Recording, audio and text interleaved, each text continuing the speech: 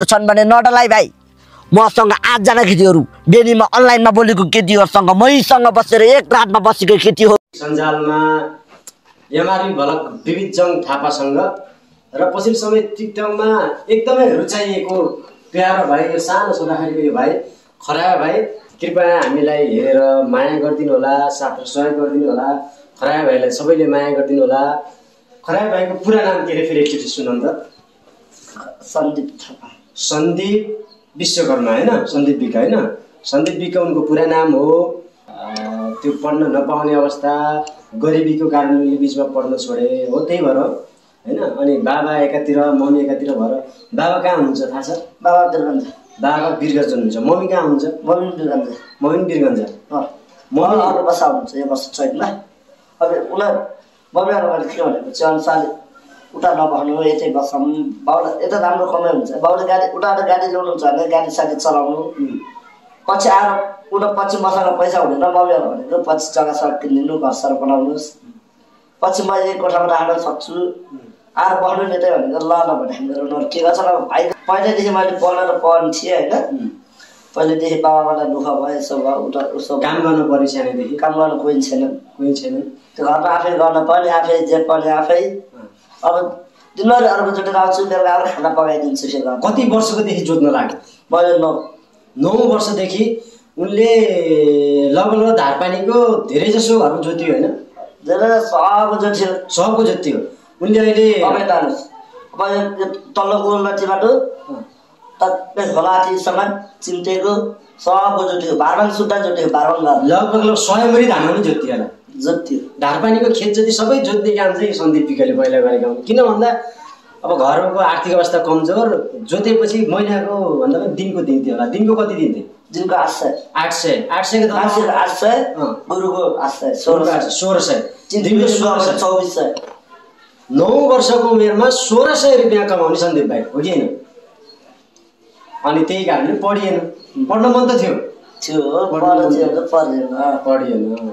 तर अहिले चाहिँ त्यसै खुसी छ नि त अहिले? त्यसै खुसी। अहिले बसिया छ, खाइया छ, घरमै बिहान जान्छु, एकबार घाँस सास गर्छु, बगार सगर गर्छु, भैँसेस दुन्छु, चिया सिया पकाउँछु। उनीहरू सुटेको हुन्छ, म उनीहरू सुटेको एउटा म एकबार घाँस काटेर तल गड्डा पुगेर एकबार घाँस काटेर आउँछु। मान्छे सुतेकै छैन, आफूले एकबारै घाँस काटेर आएको छ। एकबार घाँस ट्याक्कै सम्हाल्छु, टाइम हेर्छु। 8 बजे ट्याक्कै 3 बजे निलले छोड्यो भने 5 बजेसम्म गर्छु। त्यसो जुजा हुन्छ, भाडा सारा जुठो छुटो, भैँसीलाई बगार सगर घाँस सास सब गर्ने। खराया भाइसँग सिप भन्ने कुरा हामी पहिला पनि कुरा गरेका थियौँ। सबै सिप छ, घरको कामदेखि लिएर होइन। अब घरको लिप पोत, घाँस काट्ने, बगाएर फाल्ने त छुट्टै कुरा हो। छुट्टै ट्र्याक्टरको कुरा पनि सुनेको थिएँ मैले। ट्र्याक्टर चाहिँ मैले जसरी मैले त्यो ट्र्याक्टरको अनुसार छ नि, जसरी मैले अब अरू हेरेर सिक्छु न। अब हजुर अब त्यहाँ बाइक चलाउनुहुन्छ नि? मैले बाइक चलाउँछु। हजुरको मैले यसो हेरेर सिक्छु होइन। त्यो बाइक एकचोटि मैले चलाऊँ कि भन्नुहुन्छ आफूले? हेरेर सिक्दिने, हेरेर सिकिन, अरूले सिकाउनु परेन। गुरु चाहिएन कि अब जोड्ने बेला अरूले हेरेर सिकिन्छ आफूले। जोड्ने कता जोड्ने छ, सियो कता हालेको छ। अब यो अब मान्छे जोड्दै छ नि, अब यही स्योबाट जोड्यो भने बेला बिदिन्छ। उही स्योबाट जोड्न पर्यो नि सहीले। त्यसरी जोड्न पहिल्यैदेखि सिक्यो। अहिले जोड्नमा त 1 नम्बर गाउँमा 1 नम्बर। सब मैले टुवेल्भको बेला 12 बजे घाएर सकेर म घर गएर सुत्थेँ चिया बारेर।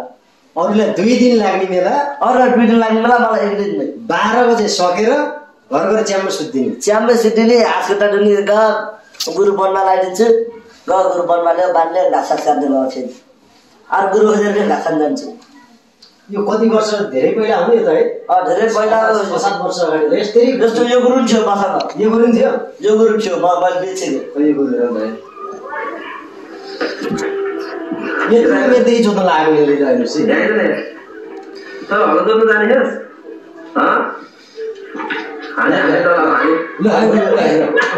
यो गुरुलाई जान्दैन नि। यो गुरु कहाँ ल्याएको है? मलमपारबाट। आफै गर? आफै एक्लै।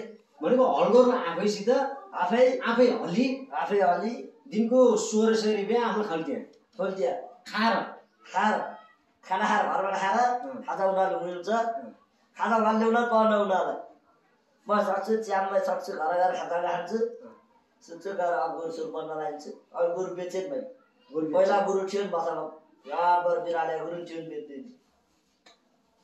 त्यो गुरु अझै त्यो गुरु भइदियो भाइ। त्यो गभर्मेन्टको सबलाई जितेको त्यो कुरो मैले दिएको त्यो कुरो पहिले ठिक छ। अब खरायो भाइलाई माया गर्नेहरूलाई चाहिँ खरायोले पढ्दै हुन्थ्यो भन्छन्, खरायोले राम्रो गर्दै हुन्थ्यो भन्छन्, राम्रो कडा लाएर हिँड्थ्यो है हुन्थ्यो, राम्रो बोल्दै हुन्थ्यो भन्छन्। तिनीहरूलाई अब जस्तै तिम्रो सबै एउटा अलिकति स्वास्थ्यमा पनि समस्या छ होइन, मैले पहिला पनि भनेको थिएँ थोरै कान कम सुन्छौ होइन, त्यसको लागि विविध दाइले के भन्नुभएको अरे? विविध दाइले म उता गरेर आउँछु तर कान उपचार गर्ने भन्नुभयो अरे। कान उपचार गरेपछि कान सुन्ने भयो भने त झन् राम्रो भइहाल्यो होइन। ठिक छ। अनि लत्ता कपडा कसले किनिदिन्छ? लत्ता कपडा दाइ विविध दाइले किनिदिनुहुन्छ। खाना त घर छँदैछ, घर त सधैँ मैले खाना सार्न अब पैसा हुन्छ, मसँग पैसा हुन्छ। अब चामल छिटिन्छ भने चामल अस्ति गएर हिजो गएर 5वटा थालेर आएँ चरेसको चरेसको महँगो दाल साल घर चाहिने सामान नि अहिले आफै जोडिन्छ सबहरू त्यो छै। अब थर्मसहरू ग्यास स्यासहरू सब आफूले मलाई एउटा किन्न पर्ने क्या आज महँगो हुन्छ ग्यास। अब उरुतिर गएर दरबारतिर गएर ग्यास लिएर आउँछ, मलाई 2टा ग्यास ल्याएर दुईटा एउटा छ कि एउटा प्रयोग गर। हिजो 2टा ल्याए, अस्ति 2टा किनेको थिएँ, हिजो 2 लिएर 4टा छ। अब भावी जीवनमा अब आगामी दिनमा चाहिँ के गर्न पाए खुसी भइन्छ त?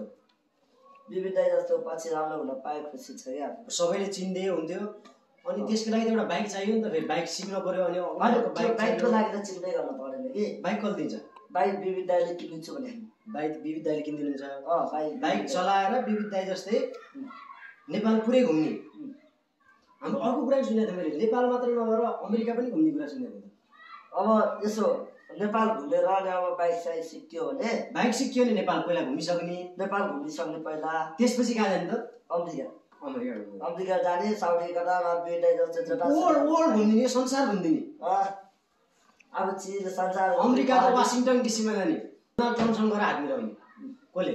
खरायो भाइले कोसँग हात मिलाउने त? डोनाल्ड ट्रम्प भन्ने मान्छे कोसँग गरे? डोनाल्ड ट्रम्पसित गएर हात मिलाएर नमस्ते म खरायो भाइ फ्रम नेपाल। कहाँबाट रे? हामी अब यता मिलाइन्छ।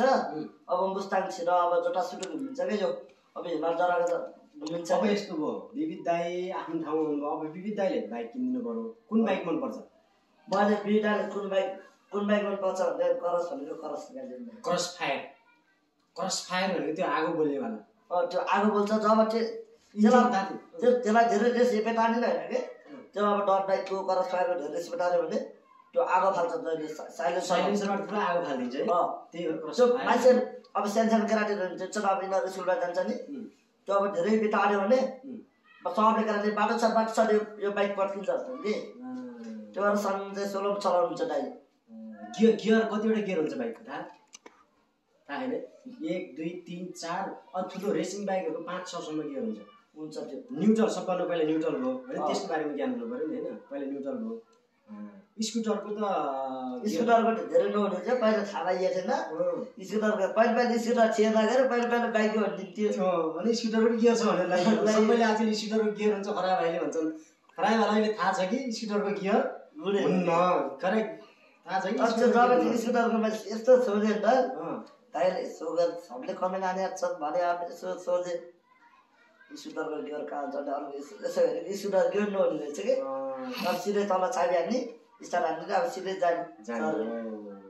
स्कुटर चाहिँ अलिक सजिलो भयो त्यो गियरमा चाहिँ नि केटीहरू। त्यो बाइकको चाहिँ अलिक गियर हान्न, फेरि अलिक उकालो लोड पऱ्यो भने फेरि त्यसलाई के गर गाडी के गर दिन्छ, बाइक टायर पङ्चर भइदिन्छ। ढोरपाटन जानु मन छ कि छैन? म ढोरपाटन गएर आइसकेँ। ढोरपाटन हाम्रो अझ खरायो भाइको एउटा अर्को राम्रो काम भनेको घोडा चढ्ने।